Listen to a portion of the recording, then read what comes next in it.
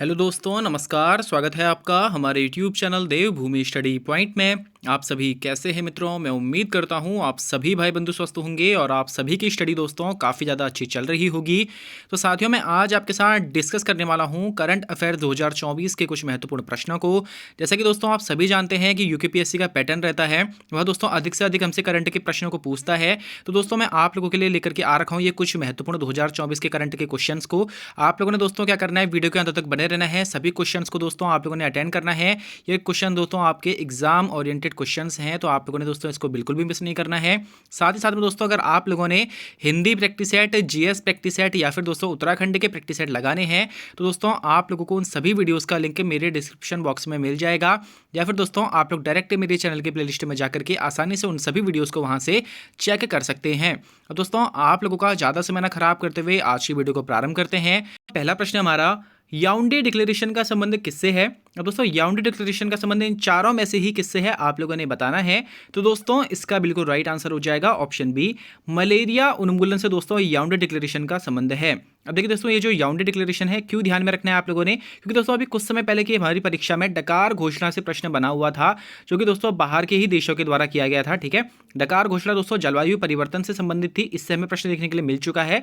ठीक है, और वहीं दोस्तों अब आप लोगों ने याओंडे डिक्लेरेशन को ध्यान में रखना है, जो कि दोस्तों अफ्रीका महाद्वीप के 11 देशों के द्वारा मलेरिया उन्मूलन के लिए चलाया गया है। ठीक है, इसका संबंध मलेरिया उन्मूलन से है। अगला प्रश्न हमारा, मुख्यमंत्री धामी जी द्वारा सरकार की कल्याणकारी योजनाओं को आम जनता तक पहुंचाने के लिए हाल ही में किस पुस्तक का विमोचन किया गया है? तो दोस्तों मुख्यमंत्री धामी जी के द्वारा सरकार की जितनी भी कल्याणकारी योजनाएं हैं, इनको जन जन तक पहुंचाने के लिए दोस्तों हाल ही में मेरी योजना नामक पुस्तक का विमोचन किया गया है।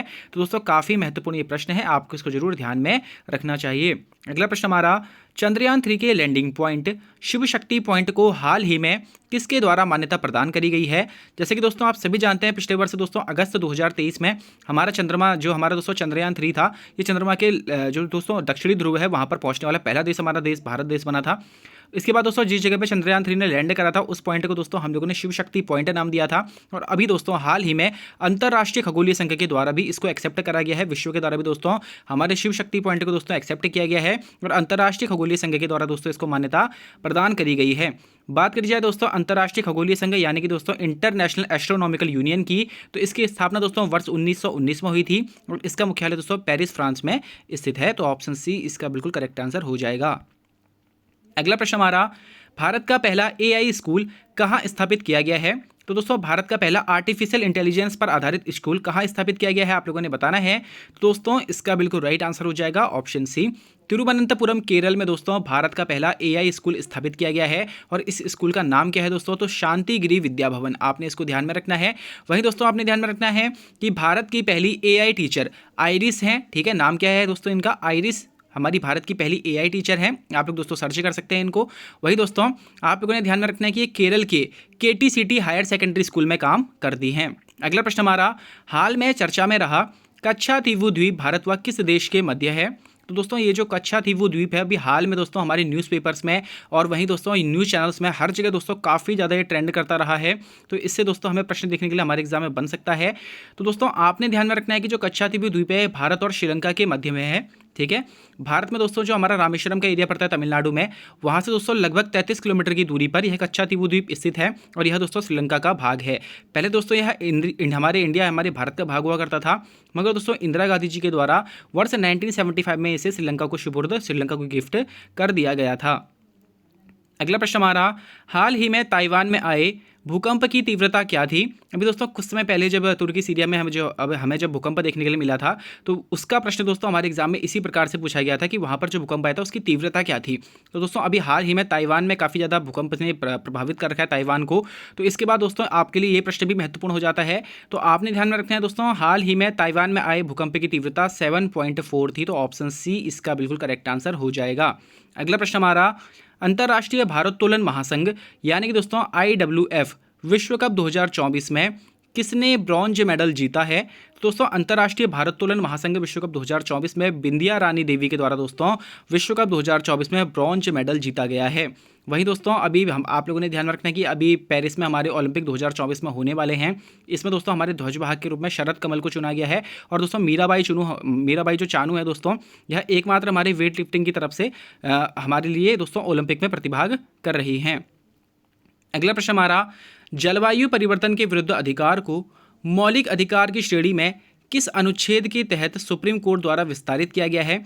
अब देखिए दोस्तों, आप लोगों ने क्या ध्यान रखना है, आपका आर्टिकल 21 काफ़ी ज़्यादा महत्वपूर्ण होते जा रहा है दोस्तों। इससे हमें हाल के समय में कुछ ज़्यादा ही प्रश्न देखने के लिए मिले हैं दोस्तों। कुछ समय पहले हमें देखने के लिए मिला था निजता का अधिकार किस अनुच्छेद में है, तो आर्टिकल 21 में है दोस्तों। स्वच्छ पर्यावरण का अधिकार भी इसी के तहत है। सोने का अधिकार दोस्तों हमारा इसी के तहत है, ठीक है। तो दोस्तों जीवन जो हमारे प्राण है, दैहिक स्वतंत्रता की जो आज़ादी है वो हमें आर्टिकल 21 के तहत मिलती है। और इसी में दोस्तों अभी सुप्रीम कोर्ट के द्वारा हाल ही में जलवायु परिवर्तन के विरुद्ध अधिकार को भी दोस्तों इसमें शामिल करके इस आर्टिकल को विस्तारित किया गया है। तो दोस्तों काफ़ी महत्वपूर्ण ये आपका आर्टिकल रहने वाला है। आपने दोस्तों ध्यान में रखना है कि आर्टिकल 21 में जलवायु परिवर्तन के विरुद्ध अधिकार को सुप्रीम कोर्ट के द्वारा विस्तारित किया गया है। ऑप्शन ए इसका बिल्कुल करेक्ट आंसर हो जाएगा। अगला प्रश्न हमारा, लोकसभा चुनाव से पहले मतदाताओं के लिए चुनाव आयोग द्वारा कौन सा ऐप लॉन्च किया गया है? तो दोस्तों लोकसभा चुनाव से पहले मतदाताओं के द्वारा दोस्तों चुनाव आयोग के लिए दोस्तों चुनाव आयोग के द्वारा आपका नो यूर कैंडिडेट ये ऐप दोस्तों लॉन्च किया गया है। इससे क्या होगा कि दोस्तों आप लोग अपने क्षेत्र के जो भी आपका दोस्तों लोकसभा क्षेत्र के जो भी आपके खड़े हो रखे हैं प्रत्याशी, उनके बारे में दोस्तों आप लोग उनका जितना भी आपराधिक रिकॉर्ड है, जितने भी उनके बारे में उनका जो भी बैकग्राउंड रहा है, उन सभी के बारे में दोस्तों आप लोग आसानी से उसमें चेक कर सकते हैं इस नो यूर कैंडिडेट ऐप में। तो दोस्तों एक ऐप तो यह लॉन्च करा गया है इनके द्वारा, चुनाव आयोग के द्वारा। और दोस्तों हाल ही में चुनाव आयोग के द्वारा सक्षम ऐप भी लॉन्च किया गया है, जो कि दोस्तों जितने भी हमारे बूढ़े या फिर जितने भी हमारे अपाहिज भाई बंधु हैं, उन लोगों के लिए दोस्तों घर बैठे ही वोटिंग की सुविधा उपलब्ध कराएगा सक्षम ऐप, ठीक है। तो आपने दोस्तों दोनों ऐप को ध्यान में रखना है। अगला प्रश्न हमारा, अंडर 19 विश्व कप 2024 किसने जीता है? तो दोस्तों अंडर 19 विश्व कप 2024 ऑस्ट्रेलिया ने जीता है। ऑप्शन बी इसका बिल्कुल करेक्ट आंसर हो जाएगा। दोस्तों फाइनल में दोस्तों इसने भारत को हरा करके अंडर 19 विश्व कप 2024 का एक खिताब जीता है। हालांकि दोस्तों अंडर 19 विश्व कप जीतने में अगर बात करी जाए सबसे ज़्यादा किसने जीता है, तो भारत ही दोस्तों इसमें टॉप पर रहता है, ठीक है। ऑस्ट्रेलिया का दोस्तों चौथा खिताब था। तो आपने ध्यान में रखना है दोस्तों कि अंडर 19 विश्व कप 2024 को ऑस्ट्रेलिया ने जीता है। वहीं दोस्तों वर्ष 2023 में जो हमारा क्रिकेट वर्ल्ड कप हुआ था, इंटरनेशनल क्रिकेट वर्ल्ड कप, उसको भी दोस्तों ऑस्ट्रेलिया के द्वारा ही जीता गया था इंडिया को हराकर। अगला प्रश्न हमारा, Dada Saheb Phalke international film festival award 2024 में बेस्ट एक्टर का अवार्ड किसको दिया गया है? तो दोस्तों इसका बिल्कुल राइट आंसर हो जाएगा ऑप्शन ए, शाहरुख खान को दोस्तों Dada Saheb Phalke international film festival award 2024 में बेस्ट एक्टर का दोस्तों अवार्ड दिया गया है शाहरुख खान को। वहीं दोस्तों बेस्ट फिल्म कौन सी रही इसमें? तो बेस्ट फिल्म दोस्तों जवान रही है, ठीक है। और बेस्ट एक्ट्रेस किसको चुना गया? तो इसमें दोस्तों रानी मुखर्जी को। किस मूवी के लिए? तो मिसेज चटर्जी वर्सेज नॉर्वे, ठीक है। इस मूवी के लिए दोस्तों रानी मुखर्जी को बेस्ट एक्ट्रेस का अवार्ड दिया गया है। अगला प्रश्न हमारा, गॉड पार्टिकल की खोज करने वाले ब्रिटिश वैज्ञानिक पीटर हिग्स का निधन हो गया है। उन्हें नोबेल पुरस्कार से कब सम्मानित किया गया था? अब देखिए दोस्तों सबसे पहले तो अगर आपसे पूछा जाए कि गॉड पार्टिकल की खोज किसने करी थी, तो ब्रिटिश वैज्ञानिक दोस्तों पीटर हिग्स के द्वारा इसकी खोज करी गई थी। और दोस्तों इन्हें नोबेल पुरस्कार से वर्ष दोस्तों 2013 में सम्मानित किया गया था। ऑप्शन बी इसका बिल्कुल करेक्ट आंसर हो जाएगा। दोस्तों आप लोगों ने बिग बैंग सिद्धांत का नाम सुना होगा, जो जॉर्ज लेमेत्री के द्वारा दिया गया था। उसको दोस्तों इन्होंने समझाने का काम किया था 1964 में दोस्तों। इनके द्वारा उस पूरे बिग बैंग सिद्धांत को भली भांति हर किसी को समझाया गया था। वही दोस्तों पीटर हिग्स से इन्हीं की बात को दोस्तों बाद में जब सत्य पाया गया, तो इनको दोस्तों नोबेल पुरस्कार से वर्ष 2013 में सम्मानित किया गया था। और हाल ही में दोस्तों इनका निधन हो चुका है। तो यह प्रश्न दोस्तों हाईलाइटेड है, आपने इसको जरूर ध्यान में रखना चाहिए। अगला प्रश्न हमारा, भारत का पहली बार रिकॉर्ड रक्षा निर्यात वित्त वर्ष 2023-24 में कितना रहा? अब देखिए दोस्तों, अभी मैंने कुछ समय पहले आपको बताया था कि भारत विश्व का सबसे बड़ा हथियार आयातक देश बना है, ठीक है। तो वर्ष 2019 से 2024 तक दोस्तों भारत ने सबसे ज़्यादा हथियार आयात करे थे अपने यहाँ पर को, ठीक है, अपने यहाँ पर को बाहर के देशों से खरीदे थे। लेकिन दोस्तों भारत बेचने के मामले में भी भारत ने अपना पुराना रिकॉर्ड तोड़ रखा है। तो भारत ने अभी तक जितने अपने हथियार दूसरे देशों को बेचे थे, उससे ज़्यादा हथियार दोस्तों वर्ष 2023-24 में बेचे हैं। और यह दोस्तों अभी तक का रिकॉर्ड रक्षा निर्यात रहा है। इसमें दोस्तों 21,083 करोड़ का दोस्तों पहली बार रिकॉर्ड रक्षा निर्यात वित्त वर्ष 2023-24 में हमारा रहा है। तो दोस्तों दोनों ही प्रश्न महत्वपूर्ण हैं, चाहे हथियार आयातक के तौर पर पूछा जाए या फिर दोस्तों रिकॉर्ड रक्षा निर्यात वित्त वर्ष 2023-24 के लिए पूछा जाए, आपने दोनों को ध्यान में रखना है।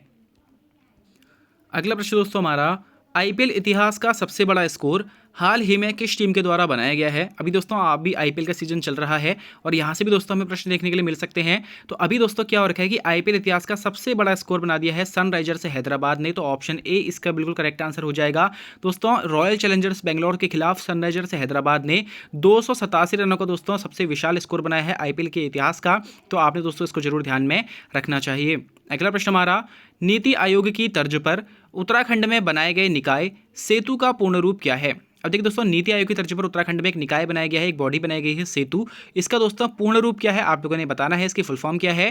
तो दोस्तों इसका बिल्कुल राइट आंसर हो जाएगा option B, state institute for empowering and transforming Uttarakhand दोस्तों सेतु का पूर्ण रूप है। अब दोस्तों आपने जरूर इसको ध्यान में रखना चाहिए, state institute for empowering and transforming Uttarakhand. अगला प्रश्न हमारा, उत्तराखंड में किसे यूसीसी नियमों से अलग रखा गया है। तो दोस्तों इसका बिल्कुल राइट आंसर हो जाएगा ऑप्शन ए, जनजातियों को दोस्तों उत्तराखंड में यूसीसी नियमों से अलग रखा गया है। जैसे कि दोस्तों आप सभी जानते होंगे, यूनिफॉर्म सिविल कोड दोस्तों आज़ादी के बाद लागू करने वाला पहला राज्य हमारा उत्तराखंड बन गया है। अब देखिए दोस्तों क्या हुआ था कि 7 फरवरी 2024 को दोस्तों हमारी उत्तराखंड विधानसभा से दोस्तों यूसीसी जो प्रस्ताव है इसको पास कर दिया गया था।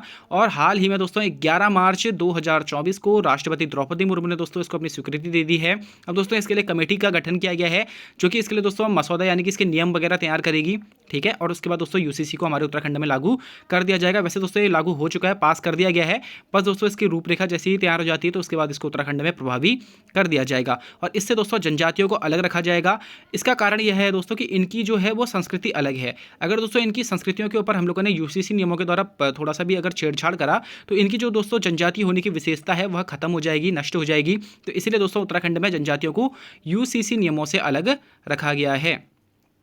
अगला प्रश्न हमारा, हाल में मिस्टर उत्तराखंड व मिस्टर कुमाऊं का खिताब किसने जीता है। दोस्तों मिस्टर उत्तराखंड और मिस्टर कुमाऊं का खिताब दोनों ही दोस्तों नितिन राठौर के द्वारा जीते गए हैं। तो दोस्तों हल्द्वानी में मिस्टर उत्तराखंड और मिस्टर कुमाऊं का खिताब हुआ था जिसमें दोस्तों नितिन राठौर ने इस खिताब को जीता है। वहीं दोस्तों आप लोगों ने पीयूष पुरोहित से ध्यान में रखना है कि अभी प्रधानमंत्री नरेंद्र मोदी जी के द्वारा दोस्तों बेस्ट नैनो क्रिएटर अवार्ड से दोस्तों चमोली के पीयूष पुरोहित को सम्मानित किया गया है। दोस्तों आपने इन दोनों ही युवाओं को ध्यान में रखना है। अगला प्रश्न हमारा, आर्थिक सर्वेक्षण रिपोर्ट 2023-24 के अनुसार उत्तराखंड में प्रति व्यक्ति आय बढ़कर कितनी हो गई है। अब देखिए दोस्तों मैंने आर्थिक सर्वेक्षण के जो आपके महत्वपूर्ण डेटा होते हैं उनको मैंने दोस्तों यहाँ पर लाने का आपके लिए प्रयास किया है। तो दोस्तों आर्थिक सर्वेक्षण रिपोर्ट 2023-24 के अनुसार उत्तराखंड में प्रति व्यक्ति आय बढ़कर के दोस्तों अभी हो गई है हमारी 2,60,201 रुपये। अब देखिए दोस्तों ये जो आय थी ये 2022-23 में कितनी थी आपसे ये भी पूछा जा सकता है। तो 2,30,994 रुपये दोस्तों हमारे 2022-23 के वित्त वर्ष में उत्तराखंड में प्रति व्यक्ति आय थी, जो कि आप बढ़कर के 2,60,201 रुपये हो गई है। अगला प्रश्न हमारा, आर्थिक सर्वेक्षण रिपोर्ट 2023-24 के अनुसार राज्य की अर्थव्यवस्था में किस क्षेत्र का सबसे अधिक योगदान रहा है। अब देखिए दोस्तों हमारे राज्य की जो अर्थव्यवस्था है इसमें प्राथमिक, द्वितीयक और तृतीयक क्षेत्र इन तीनों में से दोस्तों किसका योगदान सबसे ज़्यादा रहा है इस आर्थिक सर्वेक्षण रिपोर्ट 2023-24 के अनुसार। तो दोस्तों इसका बिल्कुल राइट आंसर हो जाएगा ऑप्शन बी, द्वितीय क्षेत्र का दोस्तों इसमें हमारा योगदान सर्वाधिक रहा है। कितना रहा है दोस्तों द्वितीय क्षेत्र का योगदान, तो सेकेंडरी सेक्टर का योगदान दोस्तों 46.84% रहा है, आपने इसको ध्यान में रखना है। वहीं दोस्तों जो हमारा प्राइमरी सेक्टर है यानी एग्रीकल्चर का जो है वह अर्थव्यवस्था में दोस्तों 9.99% योगदान रहा है। और वहीं दोस्तों तृतीय क्षेत्र का 4.3 यानी कि 43.17% दोस्तों तृतीय क्षेत्र का योगदान रहा है। तो दोस्तों आपने तीनों को ही ध्यान में रखना है, लेकिन इन तीनों में से ही दोस्तों द्वितीय क्षेत्र का योगदान ज़्यादा रहा है, आपने इस पॉइंट को ध्यान में रखना है। और दोस्तों आज का हमारा अंतिम प्रश्न है, आर्थिक सर्वेक्षण रिपोर्ट 2023-24 के अनुसार राज्य का सर्वाधिक प्रति व्यक्ति आय वाला जिला कौन सा है। अब देखिए दोस्तों आर्थिक सर्वेक्षण रिपोर्ट 2023-24 के अनुसार राज्य का दोस्तों सर्वाधिक प्रति व्यक्ति आय वाला जिला हमारा कौन सा है, तो हरिद्वार है। ठीक है, ऑप्शन बी इसका बिल्कुल करेक्ट आंसर हो जाएगा। हरिद्वार की दोस्तों प्रति व्यक्ति आय 3,62,000 रुपये है। वहीं दोस्तों सेकंड नंबर पर यूएस नगर और तीसरे नंबर पर दोस्तों देहरादून है। आपने दोस्तों तीनों का क्रम ध्यान में रखना है, हरिद्वार, उधम सिंह नगर और देहरादून, यह दोस्तों हमारे सर्वाधिक प्रति व्यक्ति आय वाले 3 जिले हैं। वहीं दोस्तों न्यूनतम प्रति व्यक्ति आय वाले 3 जिले कौन कौन से हमारे, तो दोस्तों रुद्रप्रयाग दोस्तों हमारा न्यूनतम प्रति व्यक्ति आय वाला जिला है, लगभग 93,160 रुपये दोस्तों यहाँ पर की प्रति व्यक्ति आय है। ठीक है, इसके बाद दोस्तों बागेश्वर और इसके बाद फिर अल्मोड़ा। तो यहाँ हमारे क्या है 3 सबसे न्यूनतम प्रति व्यक्ति आय वाले जिले हैं, रुद्रप्रयाग, बागेश्वर और अल्मोड़ा। वही दोस्तों मैं एक बार आपके लिए फिर से इस आर्थिक सर्वेक्षण रिपोर्ट को पूरा का पूरा एक बार रिपीट करता हूँ, आप लोग इसके महत्वपूर्ण पॉइंट को नोट कर सकते हैं। तो दोस्तों आर्थिक सर्वेक्षण रिपोर्ट वर्ष 2023-24 में प्रदेश की जो विकास दर रही है हमारी हमारी वो 7.58% रही है। ठीक है, जो कि दोस्तों राष्ट्रीय औसत जो कि कितनी है 7.3 है। इससे दोस्तों हमारी जो उत्तराखंड की विकास दर है वो 7.58 है और हमारी राष्ट्रीय औसत से विकास दर अधिक है। वहीं दोस्तों उत्तराखंड में प्रति व्यक्ति आय बढ़ करके अब 2,60,201 रुपये पहुंच गई है। ठीक है, ये इंपॉर्टेंट पॉइंट है। वहीं दोस्तों राज्य की अर्थव्यवस्था में सेकेंडरी सेक्टर का सबसे अधिक योगदान 46.84% का योगदान रहा है। और वहीं दोस्तों प्राइमरी सेक्टर यानी कि दोस्तों एग्रीकल्चर का अर्थव्यवस्था में 9.99% का योगदान रहा है। और वहीं दोस्तों प्रत्येक क्षेत्र का 43.43% योगदान रहा है। साथियों आपने ध्यान में रखना है कि 2023-24 में अर्थव्यवस्था का आकार बढ़कर लगभग 346,000 करोड़ पहुंच गया है, जबकि 2022-23 में इसका आकार लगभग 303 करोड़ था। वहीं दोस्तों सर्वाधिक प्रति व्यक्ति आय वाले हमारे 3 जिले कौन से हैं, तो हरिद्वार, उधमसिंह नगर और देहरादून। हरिद्वार की प्रति व्यक्ति आय कितनी रही, तो 3,62,000 रुपये दोस्तों हरिद्वार की प्रति व्यक्ति आय रही है। वहीं दोस्तों न्यूनतम प्रति व्यक्ति आय वाले 3 जिले कौन से हैं, तो रुद्रप्रयाग, बागेश्वर व अल्मोड़ा।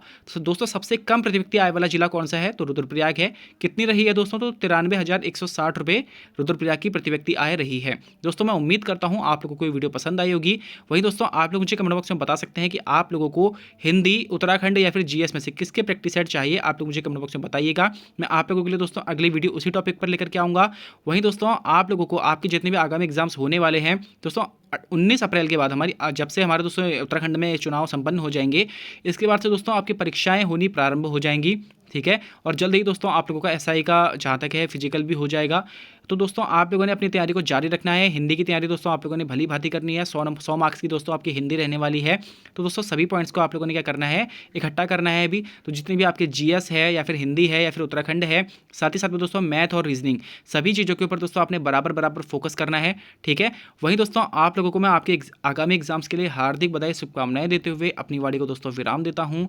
धन्यवाद।